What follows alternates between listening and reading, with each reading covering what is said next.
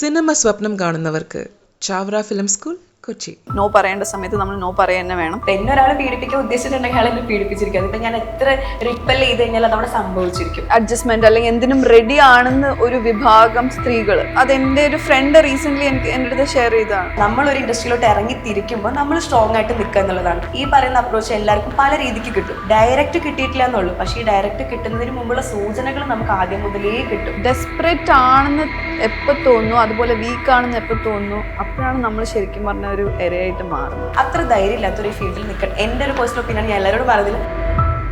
നയന സൂര്യനെ പറ്റി കേട്ടിട്ടുണ്ടോ? AD ആയിരുന്നു. ഫ്യൂ ഇയേഴ്സ് ബാക്ക് ഫ്ലാറ്റിൽ മരിച്ച നിലയിലാണ് കണ്ടത്. ഇപ്പോഴും അതിന്റെ എന്തുകൊണ്ടാണ് അവളുടെ ഒരു മരണത്തിന്റെ കാരണം എന്ന് പറഞ്ഞാൽ ഇപ്പോഴും നമ്മൾ സുഹൃത്തുക്കൾക്ക് ഞങ്ങൾക്ക് അറിയില്ല. ബിക്കോസ് ഇത് എനിക്ക് പറയണം തോന്നി. ഇത്രയും ദിവസം നയനെ പറ്റി ആരും പറഞ്ഞില്ല എടുത്ത്. Now I am stronger than before. 10 times stronger ആണ്, ബോൾഡർ ആണ്. അതാണ് എനിക്ക് ബിഗ് ബോസ് തന്നിട്ടുള്ളത്. ബിഗ് ബോസ് കഴിഞ്ഞിട്ട് ഒരു ഓഡിഷൻ പോയായിരുന്നു. നിന്നെ ഞാൻ ഓഡിഷൻ വിളിച്ചിട്ട് നീ എന്തായാലും ഇവിടെ കാട്ടിയിട്ട് പോയത് ചോദിക്കുമെന്നുള്ള. ചെറുപ്പം തൊട്ട് ഒരു 9ാം ക്ലാസ് തൊട്ട് സിനിമകളാണെന്നുള്ള സ്വപ്നം കണ്ട് വന്നിട്ട് ഒരു മൊമെന്റിൽ വെച്ച് ഞാൻ മനസ്സിലാക്കുവാണ് ഞാനൊന്നിനെ കൊള്ളൂന്നുള്ള സത്യം. ഞാൻ ഇത്ര നാളും വെറുതെ മണ്ടനായിരുന്നു എന്നുള്ള തോട്ടൊക്കെ വരാൻ തുടങ്ങി. ഇനി അങ്ങോട്ടേക്ക് സെറ്റിൽ പോയി കഴിഞ്ഞാലും അല്ലെങ്കിൽ അഭിനയിക്കാൻ വന്നു കഴിഞ്ഞാലും എനിക്കൊരു കോൺഫിഡൻസ് ആയിട്ടുണ്ട്. അത് ഇവിടെ സെറ്റിൽ നിന്ന് കിട്ടിയതാണ്. ഞാൻ ഫുള്ളി ബിഗ് ബോസ് കണ്ട സീസൺസ് ഇവരുടെ മാത്രമേ ഉള്ളൂ. ഞാൻ 24ൻ്റെ കണ്ടുകൊണ്ടിരിക്കുമ്പോഴത്തേക്കാണ് ആക്ച്വലി ശോഭ ചേച്ചി ആദ്യമായിട്ട് സാരി എടുത്ത് വരുന്നു. നമ്മളെല്ലാവരും കൂടി ഇങ്ങനെ ഇരിക്കുമ്പോൾ ഇത് കൊള്ളാം, അങ്ങനെയാണെങ്കിൽ ഇവരെപ്പോഴെങ്കിലും ഔട്ടാവുന്ന സമയത്ത് നമുക്ക് പിടിക്കാം എന്നായിരുന്നു നമ്മുടെ ചിന്ത. ഹാപ്പി ജേർണി ടീമിന് എല്ലാവർക്കും സ്വാഗതം. അപ്പോൾ ലേറ്റസ്റ്റ് വിശേഷം ഹാപ്പി ജേർണി തന്നെയാണ്. അപ്പോൾ എവിടെ സ്റ്റാർട്ട് ചെയ്യാം? ഡയറക്റ്റ് ഒന്ന് സ്റ്റാർട്ട് ചെയ്യാം. എല്ലായിടത്തും ഞാൻ സ്റ്റാർട്ട് ചെയ്യും. എന്താണ് ഹാപ്പി ജേർണി എന്ന? ഹാപ്പി ജേർണി ആക്ച്വലി നമ്മൾ സൈന പ്ലേക്ക് വേണ്ടി ചെയ്യുന്ന പുതിയ സീരീസാണ്. ഇപ്പോൾ ക്രേസി കപ്പിളിന് ശേഷം നമ്മൾ ചെയ്യുന്ന സീരീസാണ് actually happy journey. Happy journey ഒരു 3 പെൺകുട്ടികളുടെ കൊച്ചിയിൽ വരുമ്പോൾ ഉണ്ടാകുന്ന പ്രശ്നങ്ങളും അതിൻ്റെ സോൾവ് ചെയ്യുന്നതൊക്കെയാണ്. ആക്ച്വലി ഒരു ഡാർക്ക് ഹ്യൂമറാണ്. അതിൽ അഭിനയിച്ചിരിക്കുന്നത് ഇവരാണ്: ശോഭ, വിഷ്ണു, അങ്കിത, ഗോപിക, അശ്വിൻ, ഇവരൊക്കെയാണ് അഭിനയിച്ചിരിക്കുന്നത്. പിന്നെ ഒരു ചെറിയ കണക്ഷനിലേക്ക് പോകും. എന്താണ് ശോഭ ചേച്ചിയെ പിക്ക് ചെയ്യാൻ കാരണം? ശോഭ ചേച്ചിയെ പിക്ക് ചെയ്യാൻ കാരണം ആക്ച്വലി ഞാൻ ഫുള്ളി ബിഗ് ബോസ് കണ്ട സീസൺസ് ഇവരുടെ മാത്രമേ ഉള്ളൂ. ഞാൻ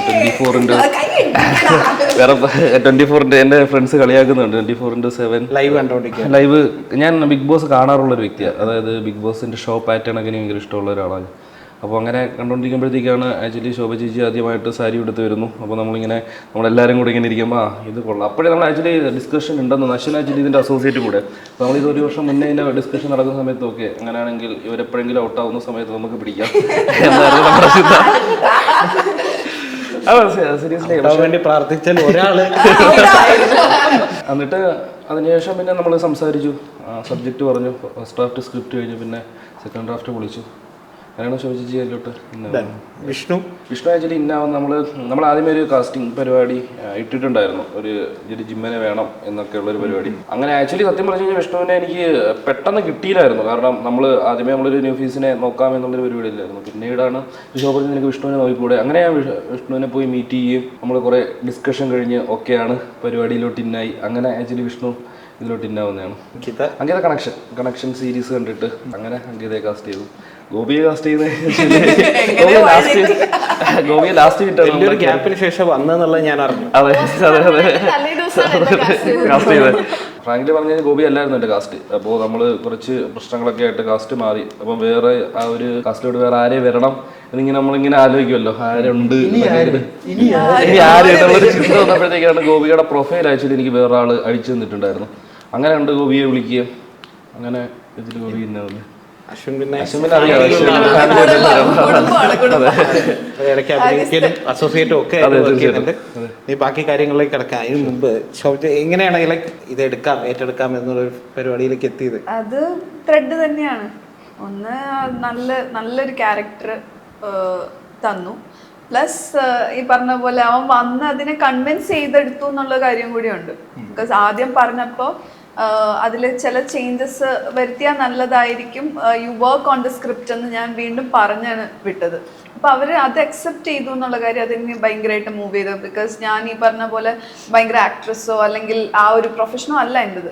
എന്നിട്ടും അവർ റിസ്ക് എടുത്തതാണ് എന്നെ അതിനകത്തേക്ക് കൊണ്ടുവരണം എന്നുള്ളത്. അതും ഒരു റിസ്ക് തന്നെയാണ്. വിഷ്ണു, സോറി, എന്തൊക്കെയായിരുന്നു ഹാപ്പി ജേർണിയിലെ ജേർണി? എന്തായിരുന്നു ആക്ടിങ് കരിയറിൻ്റെ തുടക്കം അത് തന്നെയായിരുന്നു. ഒരു കൽനായക് പരിപാടി കാട്ടണം. പിന്നെ അവരൊരു ഭാഗ്യം ഉണ്ടായി. ഏകദേശം റോൾ അങ്ങനത്തെ ടൈപ്പാണ് ക്യാരക്ടർ. അതിൻ്റെ ഐ മീൻ ഒരു നെഗറ്റീവ് ഷെയ്ഡുള്ള ഒരു ക്യാരക്ടർ തന്നെയാണ്. ഇപ്പം നമ്മൾ ലൈവൊക്കെ കണ്ടിട്ടുണ്ട് ബിഗ് ബോസിൽ. ആ സമയത്തൊക്കെ ഈച്ച് ആൻഡ് എവറി മൂമെന്റിൽ മുക്കിലും കോർണറിലൊക്കെ പറയുന്നുണ്ട് എനിക്ക് അഭിനയിക്കാൻ, ഹീറോ ആവണം എന്നൊക്കെ രീതിയിൽ. ഹീറോ അല്ലെങ്കിലും സിനിമയിൽ ആഗ്രഹം. അപ്പോൾ അത് ഭയങ്കര കാര്യമായിട്ട് എനിക്ക് ഇങ്ങനെ ഒരു കോൾ, ആദ്യത്തെ ഒരു എൻട്രി വരുന്നു. പേഴ്സണൽ ഹാപ്പിനെസ് ഒക്കെ. ശോഭ ചേച്ചിയുടെ ഒരു ഓഡീഷൻ്റെ ഇവരുടെ ഓഡീഷൻ കോള് ശോഭ ചേച്ചി സ്റ്റോറി ഇട്ടുണ്ടാകും. പിന്നെ ശോഭ ചേച്ചിനോട് ചേച്ചി എൻ്റെ പേര് പറഞ്ഞു. ഐ മീൻ അതിൻ്റെ ഇവർ നോക്കുന്ന കാസ്റ്റിൻ്റെ കണ്ടപ്പോഴത്തേക്ക് എനിക്ക് തോന്നി എനിക്ക് പറ്റണതായിട്ട് തോന്നി. എന്നെ പറഞ്ഞൂടെയെന്ന് ഞാൻ ചോദിച്ചു. അപ്പോൾ ഓൾറെഡി ഞാൻ പറഞ്ഞിട്ടുണ്ട് എന്ന് പറഞ്ഞു. ഞാൻ നമ്പർ മേടിച്ചു, ഞാൻ വിളിച്ചു. ഞാനാണ് വിളിച്ചത്, വിശാഖ് ബ്രോ ഇങ്ങോട്ട് വിളിച്ചതെന്ന് എനിക്കറിയില്ല. അല്ല, ഞാനാണ് വിളിച്ചതെന്ന് തോന്നുന്നു. അപ്പോൾ ഞാൻ വിളിച്ചു, ബ്രോ ഇതുപോലെ സംസാരിച്ചപ്പോഴത്തേക്കും ആ ശോഭ ചേച്ചി പറഞ്ഞിട്ടുണ്ടെന്ന് പറഞ്ഞു. ഞാൻ ഷോയിൽ പറയാറുള്ള പോലെ തന്നെ എനിക്ക് അഭിനയിക്കാനും ഒരു നടനാവാനും സെലിബ്രിറ്റി ആവാനായിട്ടാണ് ഭയങ്കര താല്പര്യം. പക്ഷേ എനിക്ക് ഉള്ളിൻ്റെ ഉള്ളിൽ ഭയങ്കര പേടിയും ടെൻഷനുമാണ്. കാരണം എനിക്കൊരു ബാക്ക്ഗ്രൗണ്ട് ഒന്നും ഇതിനെപ്പറ്റി ഒരു എക്സ്പീരിയൻസ് അല്ലെങ്കിൽ ഞാൻ ഷൂട്ടിംഗ് നേരിട്ട് കണ്ടിട്ടും കൂടിയില്ല. അപ്പോൾ എനിക്ക് ഭയങ്കര ടെൻഷൻ ഉണ്ടായിരുന്നു. ഞാൻ ഇതിനു മുമ്പ് ഒരു എക്സ്പീരിയൻസ് ഉണ്ടായിരുന്നു. ബിഗ് ബോസ് കഴിഞ്ഞിട്ട് ഒരു ഓഡിഷൻ പോയായിരുന്നു. ഓഡിഷൻ പോയ സമയത്ത് ഇതേപോലെ ആദ്യമായിട്ട് പോയി ക്യാമറയുടെ ഫ്രണ്ടിലും മൈക്കും അവർ കുറച്ച് പേര് ഫ്രണ്ടിൽ നിന്നിട്ട് സ്റ്റാർട്ട് ക്യാമറ ആക്ഷൻ പിന്നെ ഡയലോഗ് തന്നപ്പോഴത്തേക്ക് എനിക്ക് ഭയങ്കര ടെൻഷനായി. വെപ്രാളോ എങ്ങനെയെങ്കിലും അത് കഴിഞ്ഞിട്ട് ഇറങ്ങി ഓടിയാൽ മതി എന്നായി അവിടെ നിന്ന്. അത് കഴിഞ്ഞപ്പോഴത്തേക്ക് എനിക്ക് തോന്നി എനിക്ക് പറഞ്ഞിട്ടുള്ള പരിപാടിയല്ല ഇത് അഭിനയം. ഞാൻ എന്ത് ചെയ്യും? കാരണം ചെറുപ്പം തൊട്ട് ഒരു 9ാം ക്ലാസ് തൊട്ട് സിനിമ നടനാവണമെന്നുള്ള സ്വപ്നം കൊണ്ട് വന്നിട്ട് ഒരു മൊമെന്റിൽ വെച്ച് ഞാൻ മനസ്സിലാക്കുവാണ് ഞാനൊന്നിനെ കൊള്ളൂന്നുള്ള സത്യം. അതിൻ്റെ ഒരു അസോസിയേറ്റ് അല്ലെങ്കിൽ ഒരു ചേട്ടൻ, എനിക്ക് ഫ്രണ്ട് പോലത്തെ ചേട്ടനാണ്, പുള്ളിക്കാരൻ വിളിച്ചിട്ടാണ് ഞാൻ ചെല്ലണത്. അപ്പോൾ പുള്ളി വിളിച്ച് ആടെ നോക്കുന്നതുകൊണ്ട് വിളിച്ചപ്പോഴത്തേക്കും ഞാൻ ചെന്നപ്പോഴത്തേക്കും അവിടെ സെക്കൻഡ് റൗണ്ട് എന്തോ ഓഡിഷനാണ്. ഞാൻ ഡയറക്റ്റ് അതിലോട്ടാണ് വന്നേക്കുന്നത്. അപ്പോൾ അതിന് മുമ്പുള്ള ഓഡിഷനിൽ നിന്ന് കുറേ പേര് വന്നിട്ട് അതിൽ നിന്ന് ഫിൽറ്റർ ചെയ്തിട്ടാണ് ഇവർ വന്നേക്കുന്നത്. അപ്പം എൻ്റെ മനസ്സിൽ അപ്പോൾ ഇവരൊക്കെ നല്ല നടന്മാരും നടിമാരും ആണല്ലേ, ഞാൻ ഇവിടെ മുമ്പ് ഇപ്പോൾ ഇതൊക്കെ ചെയ്യണമല്ലോ എന്ന് ആലോചിച്ചിട്ടുള്ള ടെൻഷനൊക്കെ ഉണ്ട്. പ്ലസ് എനിക്ക് പറ്റില്ല എന്നുള്ളൊരു കോൺഫിഡൻസ് ഇല്ലായ്മ എനിക്കുണ്ടായിരുന്നു. അങ്ങനെ കയറി നിന്ന് ചെയ്തു വന്നപ്പോഴത്തേക്കും നമ്മളുടെ ഉള്ളിൽ നിന്ന് തന്നെ നമ്മൾ ബെസ്റ്റായിട്ട് ചെയ്യണമെങ്കിൽ നമുക്കൊരു വിശ്വാസം വേണം നമ്മളിൽ. എനിക്ക് അഭിനയത്തിൻ്റെ കാര്യത്തിൽ അത് ഉണ്ടായിരുന്നില്ല. ആഗ്രഹം മാത്രമേ ഉണ്ടായിരുന്നുള്ളൂ, എനിക്ക് എൻ്റെ ഒരു വിശ്വാസം ഉണ്ടായിരുന്നില്ല. അപ്പോൾ അത് കഴിഞ്ഞപ്പോഴത്തേക്കും ഞാനത് പോയിട്ട് ഞാൻ വീട്ടിൽ വന്നിരുന്ന് ആലോചിക്കുക, ഓക്കെ ഇനി എന്ത് ചെയ്യും? ബാക്കി കരിയറും അതിന് മുമ്പ് ഉണ്ടായിരുന്ന വർക്കും കിട്ടി ചെയ്തിട്ടാണ് വന്നിപ്പോൾ ഷോയിൽ ഐ മീൻ സിനിമയ്ക്ക് വേണ്ടിയിട്ട് കൊച്ചിയിൽ നിൽക്കുവാണല്ലോ. ഇനി എന്ത് ഞാൻ ചെയ്യും? കാശ് എങ്ങനെ ഉണ്ടാക്കും? ജീവിക്കണ്ടേ, ടരി മേടിക്കണ്ടേ, അല്ലെങ്കിൽ എങ്ങനെ ജീവിക്കും? ഞാൻ ഇത്ര നാളും വെറുതെ മണ്ടനായിരുന്നു എന്നുള്ള തോട്ടൊക്കെ വരാൻ തുടങ്ങി ഇതിനു വേണ്ടി നടന്നതൊക്കെ. അപ്പോൾ എൻ്റെ ഫ്രണ്ട് സർക്കിളിൽ നിന്നും ഞാൻ വർക്കൗട്ട് ചെയ്യുന്ന ജിമ്മിൽ ചെയ്യുന്നുണ്ട്. പുള്ളി സ്ക്രിപ്റ്റ് ആയിട്ടൊക്കെ ചെയ്യും, പിന്നെ ചെറുതായി ഡയറക്ഷനൊക്കെ ചെയ്യും. പുള്ളിനോട് ഇത് പറഞ്ഞപ്പോഴത്തേക്കും പുള്ളി പറഞ്ഞ വാക്കുകളാണ് ഒന്നും കൂടി ബൂസ്റ്റ് ആയത്. പുള്ളി നേരത്തെ അസോസിയേറ്റ് വർക്ക് ചെയ്ത സമയത്ത് ഇപ്പോഴത്തെ കുറച്ച് നടന്മാരുടെ വരുവാണ്. അവർ വന്ന് കണ്ടിട്ടുണ്ടായിരുന്നു.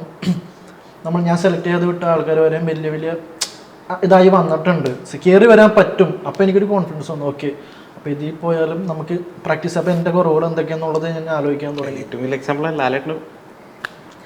ലാലേട്ടന് ഫസ്റ്റ് ഓഡിഷന് വന്നിട്ട് എടുക്കാമെന്നൊക്കെ പുള്ളിയുടെ പടത്തിൽ തന്നെ നാഷണൽ അവാർഡ് മേടിച്ചു.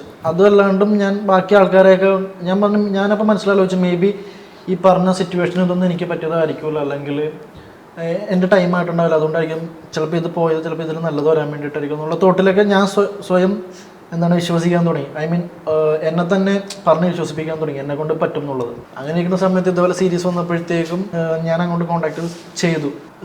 ഇനി അങ്ങോട്ടേക്ക് സെറ്റിൽ പോയി കഴിഞ്ഞാലും അല്ലെങ്കിൽ അഭിനയിക്കാൻ പറഞ്ഞു കഴിഞ്ഞാലും എനിക്കൊരു കോൺഫിഡൻസ് ആയിട്ടുണ്ട്. അത് ഇവിടെ സെറ്റിൽ നിന്ന് കിട്ടിയതാണ്.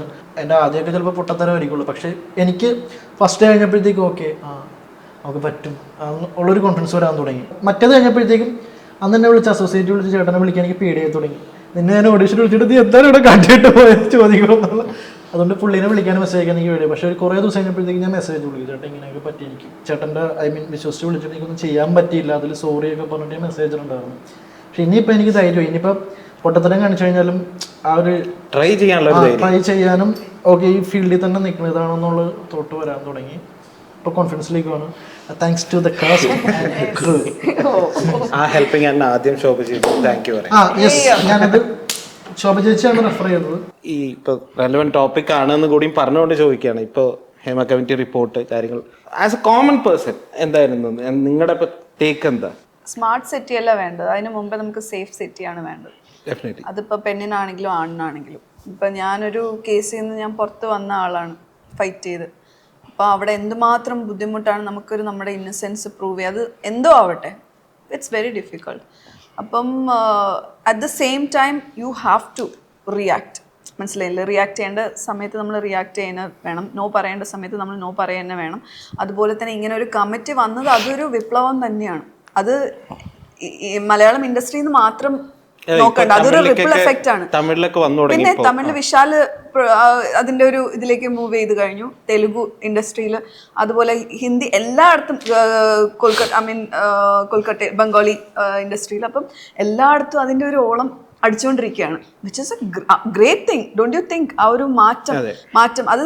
പിന്നെ എൻ്റെ ഒരു അഭിപ്രായം എന്ന് പറഞ്ഞാൽ, പക്ഷെ നമ്മൾ പ്രൂവ് ചെയ്യാൻ നേരത്ത് ഓക്കെ അങ്ങനെ ഒരു അലിഗേഷൻസ് വന്നവർ സ്ഥാനത്ത് നിന്ന് മാറി നിൽക്കണം, പക്ഷെ എല്ലാവരും അതിൽ നിന്ന് മാറി നിന്നിട്ട്, ബിക്കോസ് ആ ഒരു സംഘടന എന്ന് പറയുന്ന ഒരുപാട് നല്ല കാര്യങ്ങൾ ചെയ്യണം, നമുക്കറിയാം.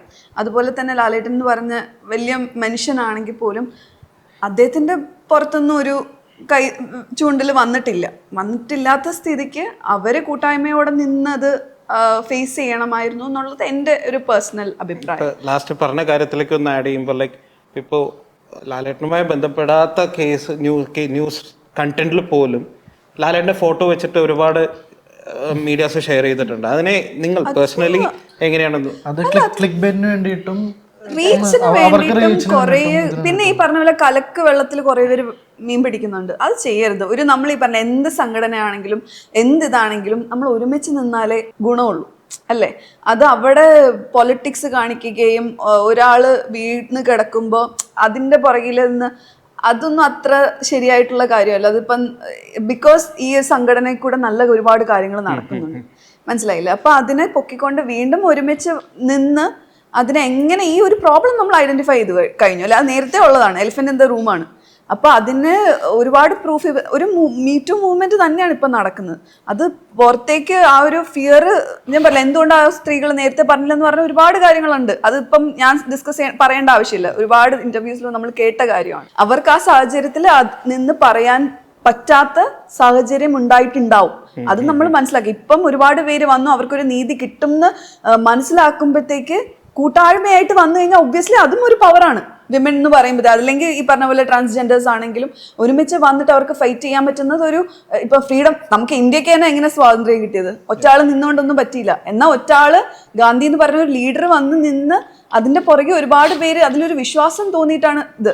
അതുപോലെ തന്നെ ഇപ്പം ഫേക്ക് കേസ് ആണെങ്കിലും നീതി, നമുക്ക് സിസ്റ്റം ഉണ്ട്, അല്ലേ? നമുക്ക് അതിനെന്തായാലും ഫൈറ്റ് ചെയ്യാം, ഡിഫമേഷൻ ഫയൽ ചെയ്യാം. അതിന് ഇപ്പം നിവിൻ പോളി എനിക്ക് തോന്നുന്നു അത് ഫ്രണ്ടിൽ വന്ന് നിന്ന് സംസാരിച്ചു. അതിന്റെ പേരിൽ എന്നാ നമുക്ക് ആ വിക്ടിമിനെ ഒരിക്കലും നമുക്ക് ഇതായിട്ട് പറയാൻ പറ്റില്ല. അത് കേസ് തെളിയട്ടെ, മനസ്സിലായി? പറഞ്ഞില്ലേ അത് ഫേക്ക് ആവാം, അറിയില്ല നമുക്ക്, അതാവട്ടെ, അത് തെളിയിക്കാൻ പറ്റട്ടെ എന്നുള്ള ഒരു കാര്യമാണ്. ഇതുപോലത്തെ ഒരു ഫേക്ക് കേസ് ഭയങ്കര ഫൈറ്റ് ചെയ്ത് വന്നിട്ടുള്ള ഒരാളെന്ന മനസ്സിലായില്ല. അത് ഒരിക്കലും മിസ്യൂസ്, അത് സ്ത്രീ ആണെങ്കിലും പുരുഷനാണെങ്കിലും മിസ്യൂസ് ചെയ്യപ്പെടരുത്. മിസ്യൂസ് ചെയ്യുമ്പോൾ ഉള്ളതെന്ന് വെച്ചാൽ ഇന്നസെൻസ് ആൾക്കാർക്ക് ജസ്റ്റിസ് കിട്ടാതെ പോകും. ഇപ്പൊ പല കാര്യങ്ങളും, ഇപ്പൊ ഡൊമസ്റ്റിക് വയലൻസ് എടുത്തു കഴിഞ്ഞാൽ പല ലോസും ഇപ്പൊ സ്ട്രോങ് അല്ല.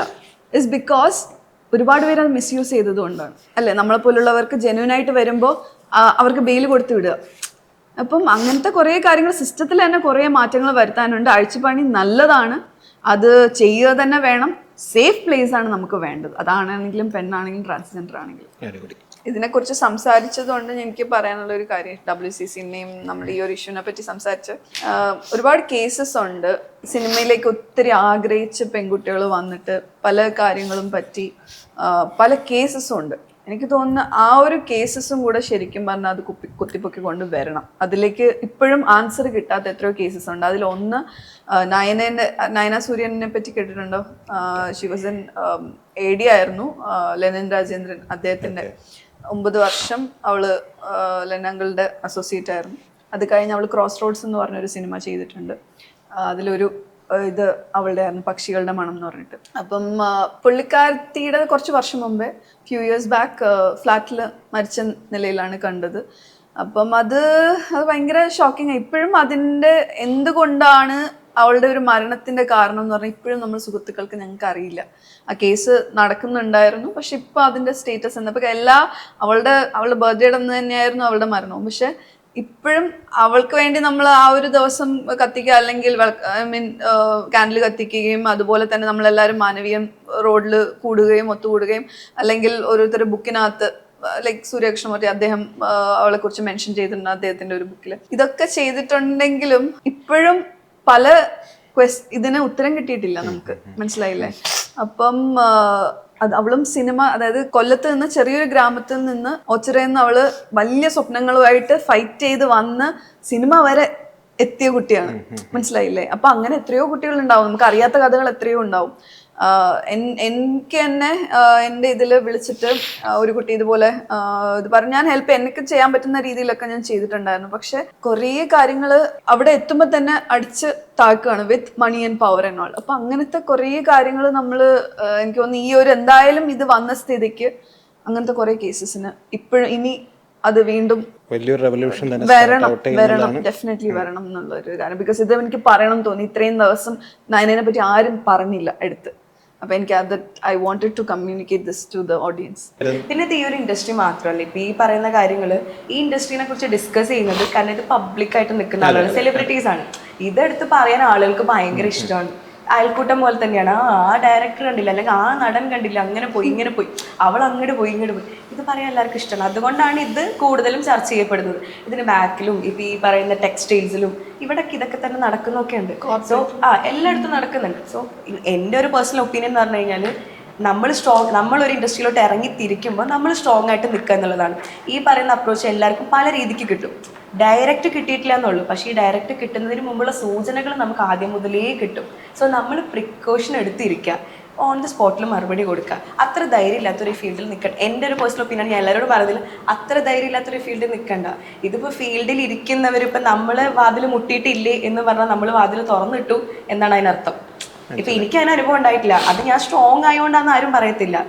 നിന്റെ വാതിൽ തുറന്നു കിടക്കായിരിക്കും, അതുകൊണ്ടായിരിക്കും എന്നുള്ള തോട്ടാണ്. അതും ഇവിടെ ഇപ്പൊ നമ്മളെ പോലെ വർക്ക് ചെയ്യുന്നവർ ഫേസ് ചെയ്യുന്നുണ്ട്. ഇങ്ങനത്തെ ഒരു ഡിസ്കഷൻ വരുമ്പോൾ നമുക്ക് ആർക്കും അത്ര സന്തോഷമുള്ള കാര്യമല്ല. നമ്മൾ ഗ്രോ ചെയ്യണം ആഗ്രഹിക്കുന്ന, അല്ലെങ്കിൽ നമ്മളെ ചോറായിട്ട് കാണുന്ന ഒരു ഫീൽഡിനെ കുറിച്ച് ഇങ്ങനെ ഡിസ്കസ് ചെയ്തുകൊണ്ടിരിക്കുന്നത് സത്യമാണോ ശരിയാണോ എന്ന് അറിയത്തില്ല. സോ എല്ലാവരോടും എൻ്റെ ഒരു പേഴ്സണൽ ഒപ്പീനിയൻ, നമ്മൾ സ്ട്രോങ് ആയിട്ട് ഇരിക്കുക എന്നുള്ള കാര്യം മാത്രമാണ്. വരുന്നതിന് മുമ്പേ റിയാക്ട് ചെയ്ത് വിടുക. അത്രയും മീൻസ് പീഡിപ്പിക്കപ്പെടേണ്ടതാണെന്നുണ്ടെങ്കിൽ നമ്മൾ പീഡിക്കപ്പെട്ടിരിക്കും. ഇപ്പം എന്നെ ഒരാൾ പീഡിപ്പിക്കാൻ ഉദ്ദേശിച്ചിട്ടുണ്ടെങ്കിൽ അയാൾ എന്നെ പീഡിപ്പിച്ചിരിക്കും. അതിപ്പോൾ ഞാൻ എത്ര റിപ്പൽ ചെയ്ത് കഴിഞ്ഞാൽ അതവിടെ സംഭവിച്ചിരിക്കും. അതിന് നമുക്ക് റിയാക്ട് ചെയ്യാം. പക്ഷേ ഈ തോന്നലും പിടിക്കലും ഒക്കെ അതിന് മുമ്പേ എനിക്ക് തോന്നുന്നു, എൻ്റെ ഒരു ഒപ്പീനിയൻ ആണ്, അതിന് മുമ്പേ നമുക്ക് കുറച്ച് കിട്ടും. നമ്മളത് പ്രിക്കോഷൻ എടുത്ത് ഇരിക്കുക എന്നുള്ളത് മാത്രമേ ഉള്ളൂ. നോട്ട് ജസ്റ്റ് ദാറ്റ്, ഡെസ്പറേറ്റ് ആണെന്ന് എപ്പോൾ തോന്നുന്നു, അതുപോലെ വീക്ക് ആണെന്ന് എപ്പോൾ തോന്നുന്നു, അപ്പോഴാണ് നമ്മൾ ശരിക്കും പറഞ്ഞ ഒരു ഇരയായിട്ട് മാറുന്നത്. അപ്പം അങ്ങനെ ഒരിക്കലും കാണിക്കാതിരിക്കുക. അല്ലെങ്കിൽ ഇതുണ്ടെങ്കിലേ ഞാൻ ജീവിക്കുള്ളൂ, അല്ലെങ്കിൽ ഇത് എനിക്ക് അത്രത്തോളം. പിന്നെ കുറേ പേര് അഡ്ജസ്റ്റ്മെന്റ് അല്ലെങ്കിൽ എന്തിനും റെഡി ആണെന്ന് ഒരു വിഭാഗം സ്ത്രീകൾ, അതെൻ്റെ ഒരു ഫ്രണ്ട് റീസെൻ്റ്ലി എൻ്റെ അടുത്ത് ഷെയർ ചെയ്തതാണ്. അപ്പം പുള്ളിക്കാരത്തിയും ആക്ട്രസ് ആണ്. അപ്പം പുള്ളിക്കാരത്തിനെയും വിളിച്ചിട്ട് ഇതുപോലെ ഇങ്ങനെയാണ് പറയുന്നത്, മനസ്സിലായില്ലേ? അപ്പം അങ്ങനെ ചെയ്യുമ്പോൾ ഉള്ളൊരു പ്രശ്നം എന്ന് പറഞ്ഞാൽ എല്ലാവരെയും ആ ഒരു ഇതിൽ കാണാനും അവരെ അപ്രോച്ച് ചെയ്യാനും ആൾക്കാർ, ഇതിപ്പോൾ 10 പേര് നോ പറഞ്ഞു കഴിഞ്ഞാൽ 11ാമത്തെ ആളിനെ നോ പറയാനായിട്ട് അവർ ഒരുങ്ങോ ഇല്ല. അപ്പം അത് കുറച്ചും കൂടി ആ ഒരു സെൽഫ് റെസ്പെക്ട്, ആ ഒരു ഇതെന്ന് പറയുന്നത് എന്തായാലും നമുക്ക് ഓരോരുത്തരിലും വേണ്ട ഒരു കാര്യമാണ്. അങ്കിത എന്താണ് ക്യാരക്ടർ ഇതിൽ? എൻ്റെ സംഗീത എന്ന് പറഞ്ഞ ക്യാരക്ടറാണ്. ഇപ്പം ഇത് 3 ഗേൾസിൻ്റെ സ്റ്റോറിയാണ്. അത്യാവശ്യം കൊച്ചിയിലോട്ടൊക്കെ വന്ന് സ്റ്റേ ചെയ്യുന്ന, നോർമലി സിനിമയുമായി എനിക്ക് ഭയങ്കര റിലേറ്റബിൾ ആണ്. കാരണം സിനിമ മോഹമായിട്ട് നടക്കുന്ന ഒരു പെൺകുട്ടി തന്നെയാണ്. എനിക്ക് തോന്നുന്നു ഞാൻ ഇതുവരെ ചെയ്ത ക്യാരക്ടറിൽ എനിക്ക് അത്യാവശ്യം നല്ല ഭംഗിയിലൊക്കെ നടക്കാനും എന്നോട് വിശാഖ ഫസ്റ്റ് വിളിച്ചോണ്ടാ, അയാൾ എനിക്കിതിൽ മേക്കപ്പ് ഒക്കെ ചെയ്യും. കാരണം ഇതുവരെ ചെയ്ത വർക്കിലൊന്നും എനിക്ക് അങ്ങനെ കൂടുതൽ കരച്ചിലും ഇതൊക്കെ തന്നെ ആയിരിക്കും. സോ ഞാനും വെയിറ്റിംഗ് ആയിരുന്നു. അതെ, കൂടുതൽ അങ്ങനെ തന്നെ ആയിരുന്നു. ഞാൻ ഭയങ്കര ഒരുങ്ങി, ഞാൻ തന്നെ ഓക്കെ കൊള്ളാമല്ലോ. മീൻസ് എനിക്ക് പേഴ്സണലി ഇതുവരെയുള്ള വർക്കിലൊന്നും അങ്ങനെ ചെയ്യാൻ പറ്റിയിട്ടില്ല. എനിക്ക് തോന്നുന്നു നമ്മൾ കുറച്ച് മുമ്പേ ഷൂട്ടിൽ കുറച്ച് മുമ്പേ ഇതിന് സംസാരിച്ചിട്ടുണ്ടായിരുന്നു. ഞാൻ ഒറ്റ ദിവസം തന്നെ ഓക്കെ പറഞ്ഞു. കാരണം ഞാനും ഓൾസോ വെയിറ്റിംഗ് ആയിരുന്നു. ഇതുവരെ ചെയ്ത് ഇതിൽ നിന്ന് മാറ്റമായിട്ട് എന്തെങ്കിലും ഒരു പരിപാടി പിടിക്കാനായിട്ട് എന്താണെന്നുണ്ടെങ്കിലും ചെയ്തില്ല. ഞാനിപ്പോൾ നോ പറയാൻ മാത്രം ഞാൻ വലിയ ആളൊന്നുമല്ല. പിന്നെ വിശാഖിനെ റിജക്ട് ചെയ്യാൻ മാത്രം, മീൻസ് വിശാഖ ഓൾറെഡി അത്യാവശ്യം ക്യാരക്ടറാണ്. അങ്ങനെ നമ്മൾ ഓൾറെഡി വർക്ക് ചെയ്യുന്നതാണല്ലോ യൂട്യൂബ് സീരീസ് ഒക്കെ. നമുക്കൊരു നമ്മൾ കണ്ടിന്യൂസ് ആയിട്ട് ഷൂട്ട് ചെയ്തുകൊണ്ടിരിക്കുന്ന ആളുകളൊന്നുമല്ല. നമുക്ക് വരുന്ന വർക്കിൽ പിക്ക് ചെയ്യാനുള്ള ചോയ്സ് നമുക്ക് ഉണ്ടെങ്കിൽ പോലും കണ്ടിന്യൂസ് ആയിട്ട് വർക്ക് ചെയ്ത് എനിക്ക് ഇത് വേണ്ട എന്ന് പറയാൻ നമുക്ക് പറ്റത്തില്ല. സോ ഞാനും നല്ലൊരു വർക്ക് വെയിറ്റിംഗ് ആയിരുന്നു. അപ്പോൾ അത് വന്നപ്പോൾ അങ്ങനെ ചെയ്തു. ഫിംഗേഴ്സ് ക്രോസ്ഡ് ഓണത്തിന്. അതെ. എന്താണ് ഗോപികയുടെ ക്യാരക്ടർ? എൻ്റെ ക്യാരക്ടറിൻ്റെ പേര് പാർവതി എന്നാണ്. എനിക്ക് ഒട്ടും റിലേറ്റ് ചെയ്യാൻ പറ്റുന്ന ടൈപ്പ് ഓഫ് ക്യാരക്ടർ അല്ല പാർവതിയുടെ. പാർവതി ഒരു ഗ്രാമത്തിൽ നിന്ന് വന്ന് ഇപ്പോൾ എറണാകുളത്തേക്ക് വന്നപ്പോൾ സെറ്റിൽ ചെയ്ത ഒരു കുട്ടിയാണ്. ഭയങ്കര ഹാപ്പി ചേർപ്പി ആയിട്ട് ഇങ്ങനെ ചാടി ഒരു ഫിൽറ്റർ ഇല്ലാണ്ട് ഇങ്ങനെ സംസാരിക്കുന്ന കൈൻഡ് ഓഫ് പേഴ്സൺ ആണ്, which is nothing like me.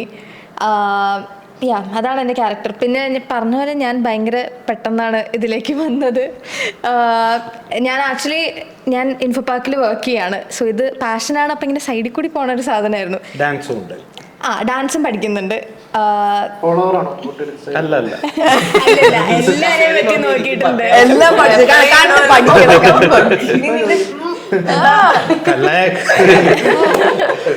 ഡാൻസും പഠിക്കുന്നുണ്ട്. അപ്പോൾ 2 years ഇങ്ങനെ വർക്കൊക്കെ മാത്രമായിട്ട് ഇരിക്കുകയായിരുന്നു. അപ്പോൾ എനിക്ക് എന്തെങ്കിലും ചെയ്യണം എന്നുണ്ടായിരുന്നു. അപ്പോൾ ഇത് റൈറ്റ് ടൈമിൽ വിശാഖ് വിളിച്ചു. അപ്പം തന്നെ ഞാൻ ഓക്കെ പറയാം. എനിക്ക് ടൈമും തന്നില്ല, പക്ഷേ നെക്സ്റ്റ് ഡേ മോർണിംഗ് തന്നെ ഞാൻ ഓക്കെ പറഞ്ഞു. അങ്ങനെ ഇതിലേക്ക് വന്നു. പോസ്റ്ററിൽ പേര് വന്നു. അശ്വിൻ. എൻ്റെ ക്യാരക്ടറിൻ്റെ പേര് ശ്രീ എന്നാണ്. ഞാൻ ഗോപികയുടെ കാമുകൻ. അതാണ് നേരത്തെ അങ്ങനത്തെ ഒരു ക്യാരക്ടറാണ് ചെയ്യുന്നത്. കൂടാതെ ഞാൻ ഈ വർക്കിൻ്റെ അസോസിയേറ്റഡാണ്. അപ്പം ഈ ഹാപ്പി ജേണി എന്നുള്ള പേര് പോലെ തന്നെ ഞങ്ങൾക്ക് ഈ സ്ക്രിപ്റ്റ് ആയാലും ഈ ഒരു ജേർണി തന്നെ ആയിരുന്നു ഈ ഒരു പ്രൊജക്റ്റ് എന്ന് പറഞ്ഞാൽ. ഇപ്പം ഞങ്ങൾ 1 year മുമ്പ് തൊട്ടേ നമ്മൾ എഴുതി കഴിഞ്ഞായിരുന്നു ഒരു സ്ക്രിപ്റ്റ്. പിന്നെ ഞങ്ങളത് പിന്നെയും പൊളിച്ച് മീൻസ് അന്നത്തെ സ്ക്രിപ്റ്റിൽ നിന്ന് ഒത്തിരി മാറ്റം എത്തിയിട്ടുണ്ട് ഇപ്പോഴത്തെ സ്ക്രിപ്റ്റിൽ. കാസ്റ്റിലാണെങ്കിലും അത് ഭംഗിയായിട്ട് എടുക്കാൻ സാധിച്ചു എന്നാണ് ഞങ്ങളുടെ വിശ്വാസം. അതുപോലെ ഇപ്പോഴത്തെ സോഷ്യലി റെലവൻ്റ് ആയിട്ട് നിൽക്കുന്ന കുറച്ച് കാര്യങ്ങൾ നമ്മൾ ഈ സ്ക്രിപ്റ്റിൽ മീൻസ് അതായിട്ട് ഇൻക്ലൂഡ് ആക്കിയില്ല. മീൻസ് സ്ക്രിപ്റ്റിനകത്ത് വരുന്ന രീതിയിൽ നമ്മൾ ആയതാണ്. അപ്പം ഇഷ്ടപ്പെടുമായിരിക്കും കാണുമ്പോൾ എല്ലാവർക്കും എന്ന് വിശ്വസിക്കുന്നു. ബിഗ് ബോസിൽ ഏത് ആംഗിളാണ് ഈ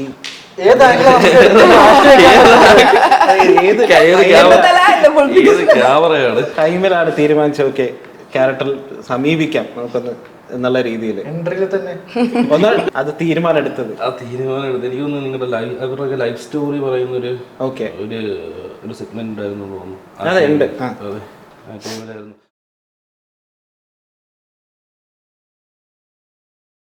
സിനിമ സ്വപ്നം കാണുന്നവർക്ക് ചാവറ ഫിലിം സ്കൂൾ, കൊച്ചി.